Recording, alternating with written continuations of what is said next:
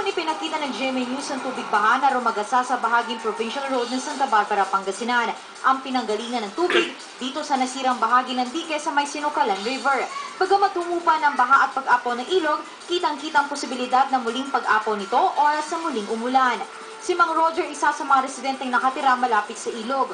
Unang bugso ng pag-apaw nito, diretso sa kanyang bahay. Kaya naman hindi niya maiwasang kabahan sa tuwing umuulan. Bagyong Juan pa umano ng matibag ang bahaging ito ng dike. Mga 10 to 15 meters pa po. Ay ngayon ito, hindi na lang 20 meters lang. Ilang beses na din daw na pinuntahan ito ng kinauukulan para sukatin at bigyan solusyon. Pero hanggang ngayon, walang konkretong aksyon. Ay unang-una na po yung pagdating ng tubig pala, pag-apaw ng tubig, diretso na po sa amin. Ito.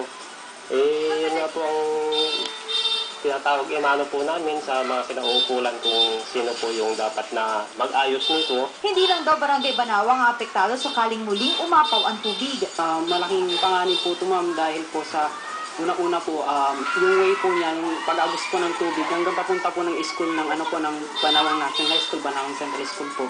Kaya po, yung mga estudyante po, hindi po sila kagad makakapasok po dahil malalim po yung tubig pa. Unang problema ng mga taga-Barangay Banaong, Santa Barbara, Pangasinan, yung tubig baha na tumagos mula doon sa nasirang dike.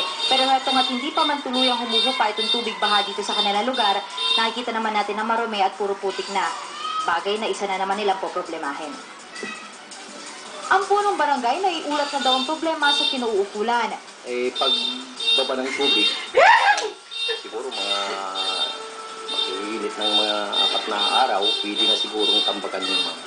Ako si Joy Segi, naghahatid ng Balita Amyanan.